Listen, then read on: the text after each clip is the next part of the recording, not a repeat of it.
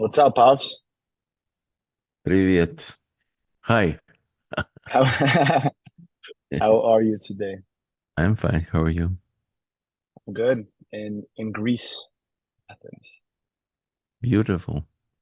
The Are you the are you are you on the street? No, I'm in the balcony. The balcony? Yeah, Tell me, tell me which country you visited in the last year, in the last 12 months. in the last 12 months. Oh, it's a lot to remember.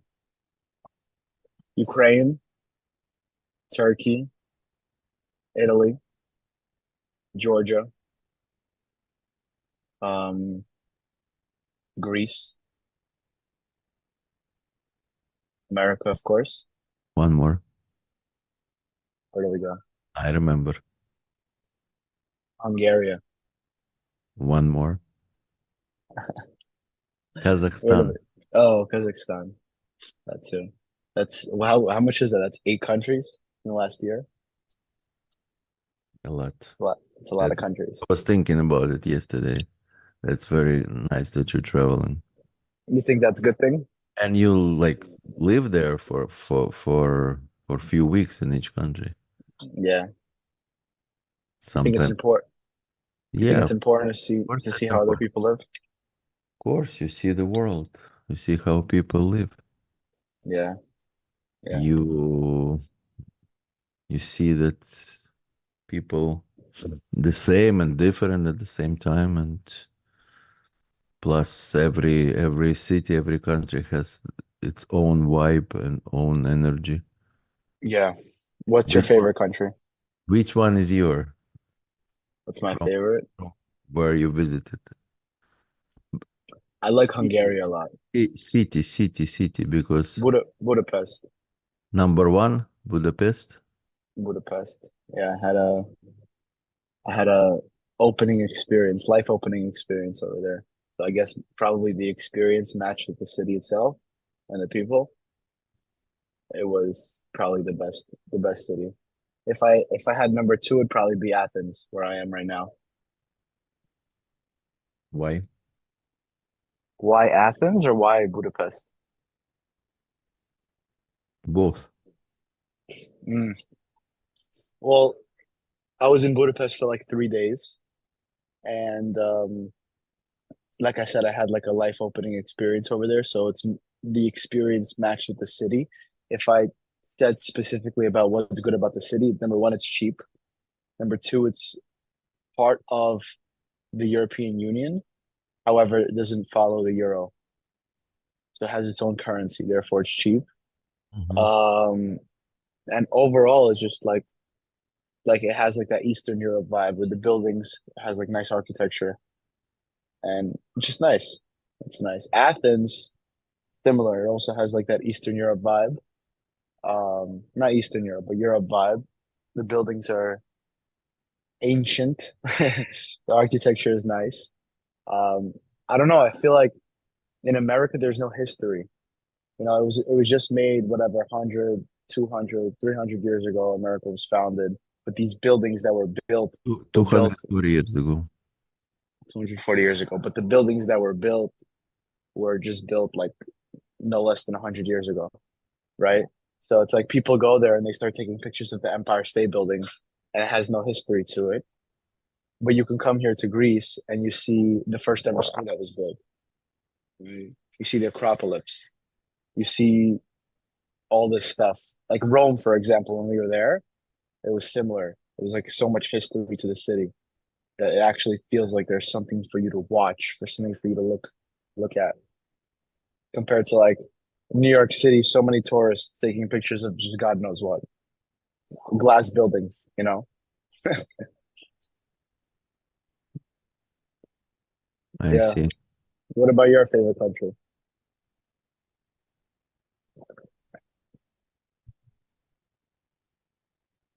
I What's your don't know. favorite country? Yeah, many different places that I like.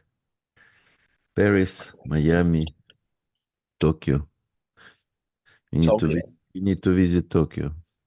What's in Tokyo? It's like next century, like Yeah. 20 yeah, it's like 100 years ahead. What about Dubai? Dubai is good. Good. Why not great? I don't know. It's good. It's good. It's good. But for me, the most important, uh, not the city. The most important city has to be okay. The most important is what's inside my soul, how I Hmm. feel. If I feel good, So in some places you feel good, some places you don't feel good. no, I feel in most places okay. If the business is good, if my health is good, Hmm. relationship is good. But Hmm. city is important, but not so much for me. What's important for you in a city?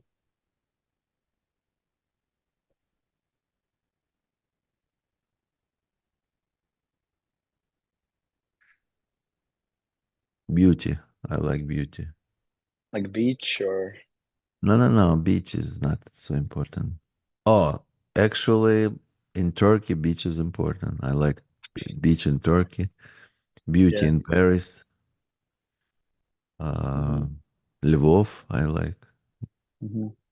What's your classification of beauty? What's beautiful to you? 18th, 19th century architecture. Yeah, I don't like Manhattan. I don't like New York. me neither. No good. We San were Diego. just at San we were Diego. just I San like. Diego's now. Yeah, right now. We were just at Milan. And then there in Milan there's the cathedral that started being built in like the 1300s, Yeah, I something like know. that. And I'm like, how do us as people and humans go from building this to building like these ugly glass towers? You know, like it's like all Human, human, human. yeah, I mean it's capitalism at its finest, of Labor, course. labor is um, more expensive. Yeah, No, it's and capitalism. I love it. I love capitalism. Aside from the buildings, except the No, buildings. the buildings also okay. I mean, Yeah. they are more beautiful. They look more beautiful. Yes, those uh, buildings, but I like modern buildings also. If we're the ones building them, right? What? If we're the ones building them. Doesn't matter. Has to be has to be just convenient. Yeah, How's business, my it's son? good. It's good. Really, really good. When I was Really your good. age, I didn't even think about business yet. Yeah. We took on a new project. Do you read Buffett 15 minutes a day at least? No, that's my problem. Big mistake. I That's the know. only mistake for sure you're making. What about any other mistakes? Just 15 minutes. Just take 15 minutes. 5 minutes. Because if you start 5 minutes, then you will go for 15. Hmm. Just Buffett. Buffett is the most important. What about, I have a book in front You, of me. I don't you, know. you, you you know what's The Brilliance Breakthrough. Did you ever read this book?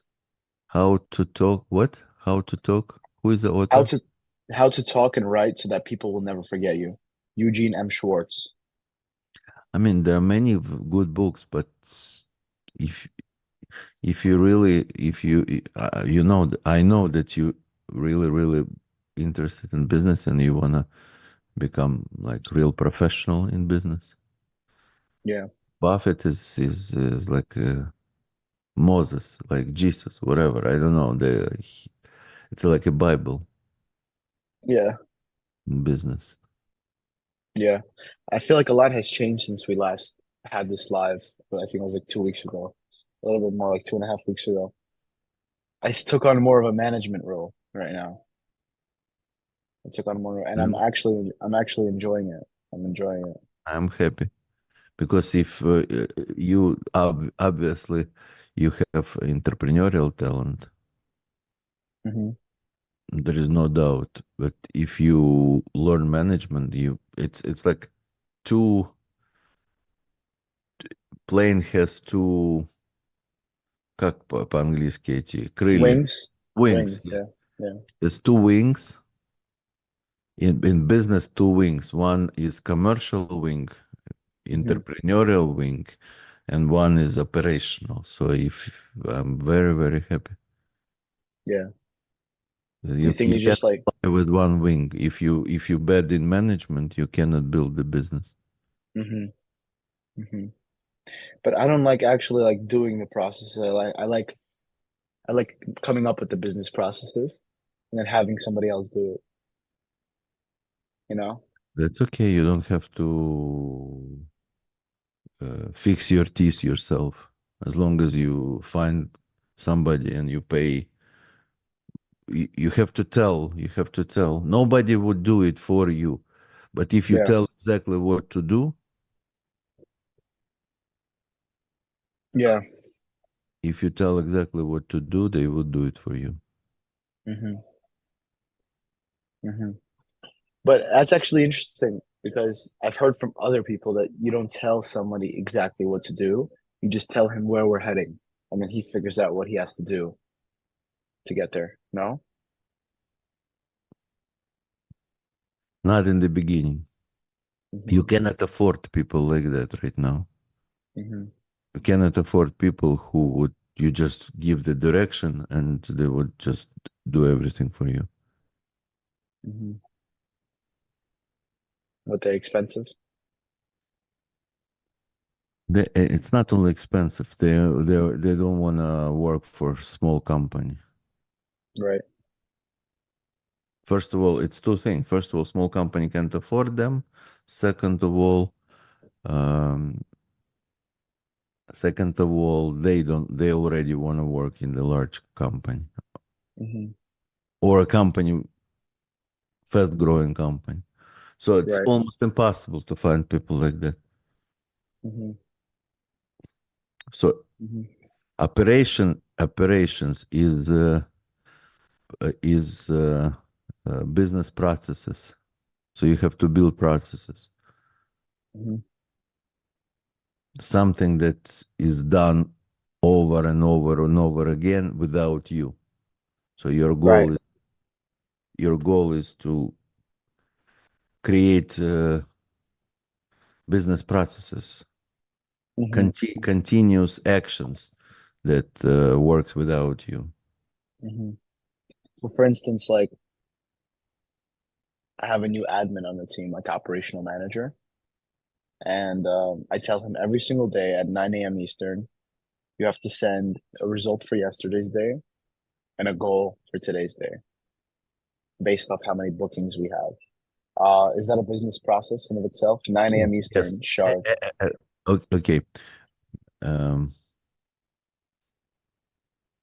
in business, you have just two things: you decide what to do and to do it. Decide Yeah, what to do, create a list of action, and do this list. But yeah. this list consists of two also. Every list of action consists of two. One, some actions are just one-time action.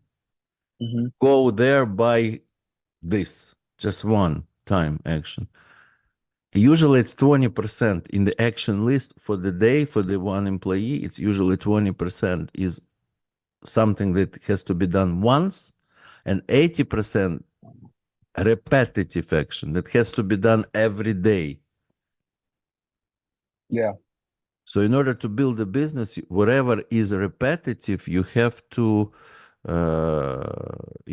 create you have to just make an agreement once and it works every day. You cannot Hmm. make agreement every day.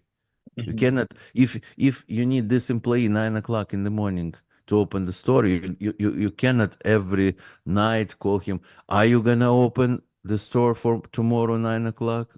Yes, thank you.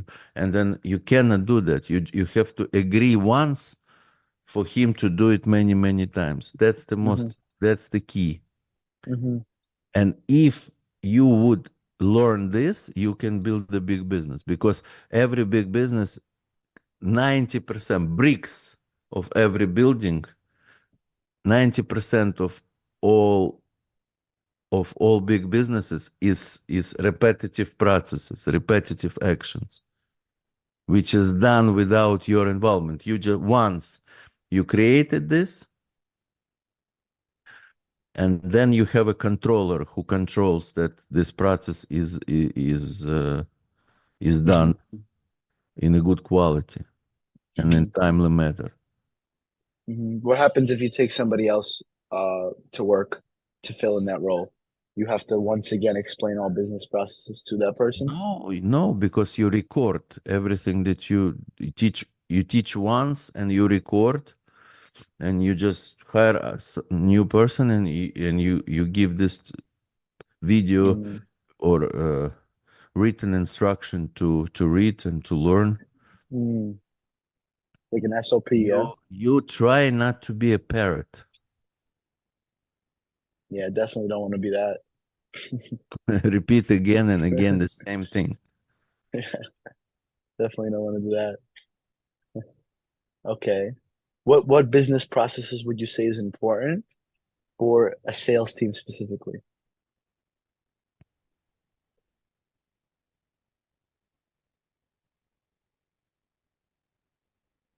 Not only in sales team, for every employee or for every member of your team. Let's say you have 100 people. Yeah. By 9:15 in the morning, you have to have a list from everybody Mm-hmm. what they're planning to do today. Mm, mm, And it has to be in the systems. You have to choose the system. They write this list. mm-hmm. Some 80% of the items they just copy from yesterday, because that's what regular employee do. They just do 80% of the things they do it every day. Yeah. So they copy 80, and few things they just they write it down by 9:15. By 10 o'clock in the morning, it has to be approved. This list has to this they send this list and they start working. Another 45 minutes, manager, their M1 manager, first level manager, there has to approve this list Mm-hmm. and correct a little bit, sometimes correct. No, no, no, don't do this today, do this. Management role is to make sure that it's proper list. Mm-hmm. Mm-hmm. By 11 o'clock, M2 manager above also review, and also maybe corrects a little bit, but it's still they working, they doing, because because if you do the wrong things, you don't get results. Even if you do a lot of wrong things, Mm-hmm. you don't get result. That's why it has to be approved by managers, corrected, the list correct. But it has to, the employee has, the technician has to come up what he's gonna do with the list. Mm-hmm. So I mean, That's for sales. this is this is done every day. So 9:15, 10, 11 exact processes. Then by the end of the day, at the end of the day, it has to every employee has to get a score. 5 is excellent, 4 is good, 3 is uh, bad, 2 is terrible. For how they performed the day, Yes, based off what? based of the opinion of the manager. Manager gives the score. If I'm your manager, you give a list 9 o'clock, 9:15, no later than 9:15. Mm-hmm. 10 o'clock, I correct the list a little bit. Then at the end of the day, I give you 4, good, and good job. You did this, but not 5 because I didn't see this, that. Just I give feedback. Hmm. Hmm. So is it And based off? this is the most important. If you can do that within this, everything will start working because you have feedback. He knows how he did. Before you start the day, you have a list. Then you have a score. If the manager, first level manager, scores not correctly or not uh, objectively, you have M2. Hmm. The next level manager, he or she oversees that the grades are like in school, the grades are fair. Then if certain employees get 3 or 2 bad or terrible grades, or it can be A, B, C, D. It may be better. A, B, C, D.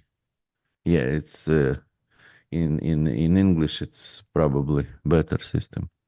So if the people who get C and D, you see it right away and you get rid of them. The people get so with this system in 2 months, everybody would get A's. You will have a team who will get A's. That's it. Very Hmm. simple. Is it scored based off of quality and quantity of effort, operational and financial results? Yes. So you just give overall score for a day, Hmm. but how it based on what? Based on quantity of effort, Hmm. quality of effort. Hmm. What's the percentage of the list is done? List was 10 items. He did it 8 items on the list. So it's 80%. Maybe you give B. Yeah, can we hyper focus Then on you see, sales right now? then you look at the results of the person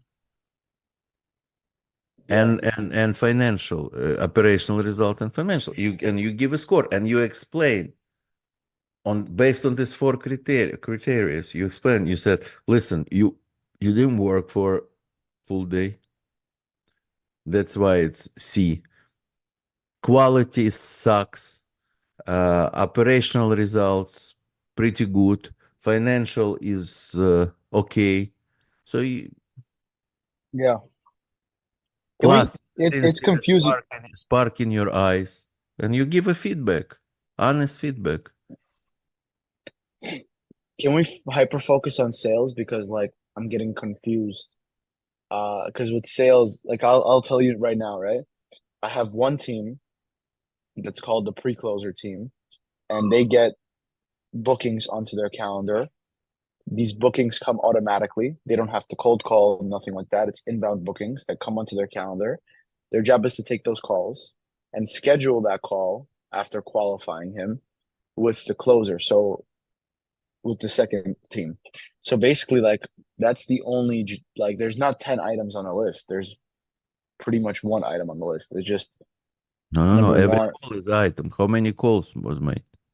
Oh, okay. Every call is an item. So speak to this guy, speak to that guy, speak to this Yeah, guy. how many calls? How many dials? How many conversations? How many meaningful conversations? That's already operational results, though, right? It's operational results, yes. Mm-hmm. Then the quality of the calls, Mm-hmm. and then the financial results. And you give a score for a day, and you explain, Mm-hmm.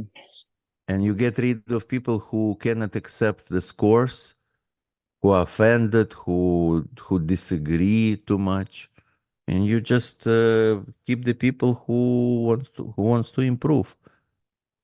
Mm-hmm. And you Now, and you now that I'm and, thinking about and it, then you will have all A players in 2 months. mm-hmm. So now that I'm thinking about it, like after every call, they also have to fill out a report. It's called an end of call report. And then after every day, they also have to fill out the day report based off what they did that day. So that's also a business process. And that's also items that are on their list. They have to speak to this guy, then fill out the EOC report and the call report. Then they have to speak to this guy, then fill out the EOC report. That's items on their list. It's if you have a CRM system, correct, right? Good CRM system, Yeah. you cannot finish any conversation without writing next step. So end of call report, it's a next step. Either next step, that's it, never call this guy again, or call him in 2 weeks, and this was the topic of the conversation, Yeah. because his manager can enter this go to the CRM and read it without even listen the conversation, read the notes, and understand everything, and see when is the next. If you didn't put the next step, that's it. You will get lost because you have so many customers. If you didn't schedule next time, 2 weeks, 3 weeks, 1 week, tomorrow. So this is the CRM. Yeah, I see how we can do it internally, but we're doing it externally right now. Like we're making actual reports on like Google Google There are Slides. many cheap CRMs, good cheap CRMs. All right, what's the job of an M1 within a sales team? Because I remember that when you told me, and I told you I was starting this new project, you told me that I need a sales trainer, and you told me I need like an admin guy, like a data guy, right? Um, what would be the exact role of like the sales trainer, for instance? Sorry, what's the role of sales trainer? Yeah, like the head coach of the team.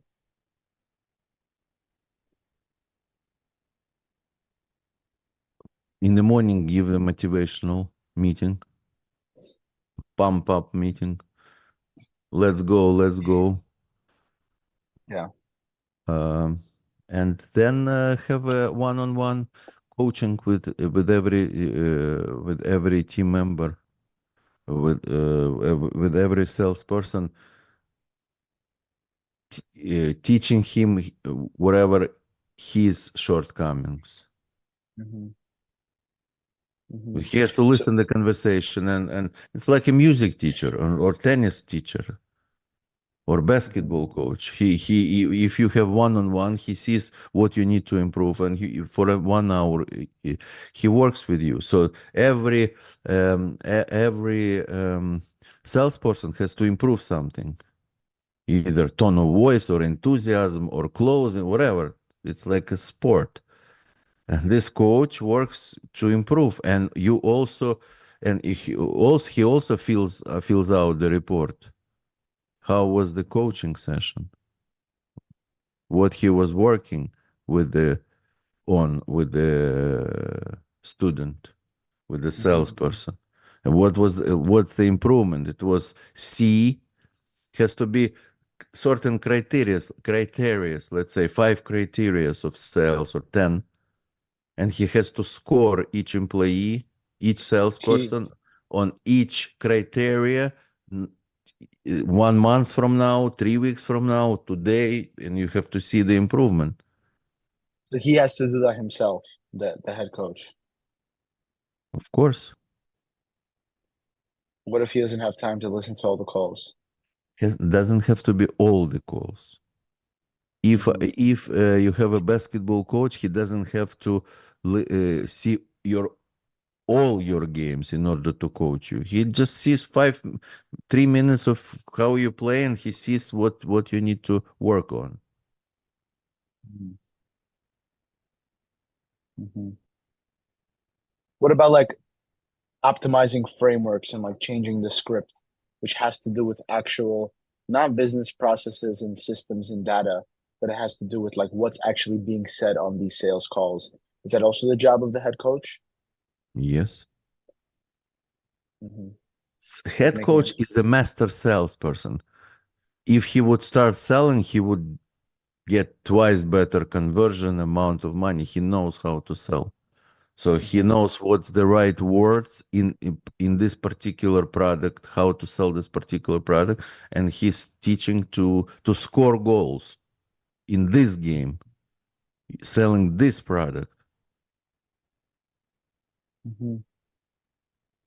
So you have operational manager and you have a head coach. Head coach only focusing on improving quality of the players, and operational manager is doing everything else: numbers, Numbers, hiring, data, numbers, data. Oh, numbers, hiring, hiring. Yes, hiring operational. but And hiring. this guy, sales coach, he works only with the team that already in place. Okay. Hiring, paying salaries, motivation, how much to pay. It's not a sales coach, it's operational. Bonuses, plus all this KPIs, keeping track of scores. The operational manager and the head coach kind of have to collaborate. Since the head coach is the one scoring, the operational manager has to keep track of the scores. Yes. Okay, interesting. Hiring. Why does the operational have to hire since it's the head coach's team? But head coach is not head coach is all only quality, not quantity. Quantity is operational guy. Okay, but about hiring, isn't it the head coach's team? So why does the operational manager decide who's on the head coach's team? I could understand for like any onboarding details that someone needs if they need access to an email, access to the CRM. I mean, the head coach might approve, but the whole process of recruiting, the interviews, no, it's operation. But when you find a good candidate, the last word can be you show to the head coach, does this guy have potential? Do you want to take this guy? He says yes, that's it. So he's bad. Usually he's very bad in operations. So if you start giving him operational things, processes like hiring, like paying salaries, finance, it's not gonna work. He is good motivator, he's inspirational, he's good teacher, he shows how to sell himself. But you have to just provide, give him players. You can even I would even hire without him. And then the guy starts working, and the coach has a training with him, and the coach might tell me in few days that there is no point to waste time with this guy that would not be successful. So I fire this guy in 3 days, no problem. Then what's the role of the CSO? Someone who works directly with the coach and the operational manager. Who is And has CSO? Who is CS? What's CSO? Chief Sales Officer.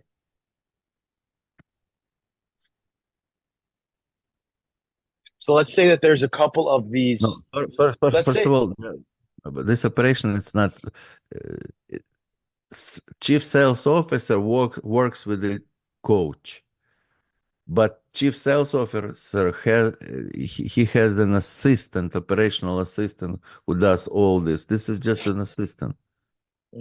So what is the role of the chief I mean, sales officer? he's keeping the system. You just tell has to be scores every day by 9:15. Bum. If it's not done, let me know. So if the chief sales officer is doing alarm, let me know. Yeah. He's not managing, your assistant is not managing people.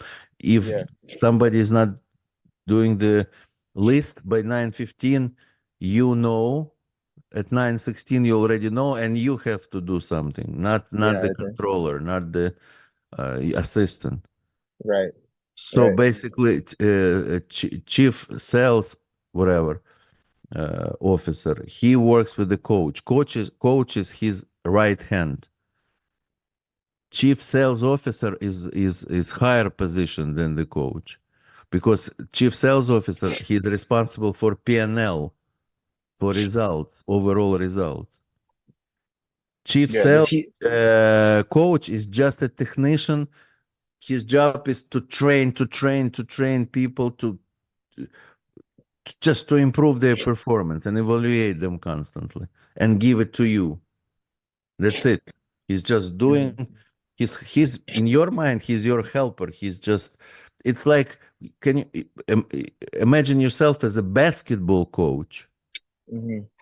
Basketball, not only not coach, basketball. Okay, imagine basketball coach, and you have an athletic trainer who works with all your one by one. 9 o'clock with Michael Jordan, 10 o'clock with the Pippen. Athletic works on athleticism. You just give them assignment to work with them, make them better. But he's not responsible for overall sales. Mhm. He's Mhm. responsible only for the quality of their sales. So it's an excellent A. Every conversation is A. Mhm. But how much profit it brings, he's not responsible. But chief sales officer is responsible. Sales minus expenses. Mhm. So if the chief sales officer catches himself doing training calls with the team himself and doing one-on-ones and doing this motivation, he is basically He's just. stupid. He's wasting his time because if the product works, Mhm. then you can scale. You can have 100, 200, 300 salespeople, especially now remotely all over the world. People Mhm. can live everywhere, anywhere. So you work on scaling, on Mhm. making money. Why you need to do something that many other people can do? The the Mhm. most the most valuable work is scaling that Mhm. work, something that works. If you found something that works, you have to pull all your effort to scale it. Mhm. One salesperson, 2, 5, 10, 20, 30, 1,000 salespeople. If you focus on scaling, you cannot coach yourself. You cannot talk to salespeople yourself.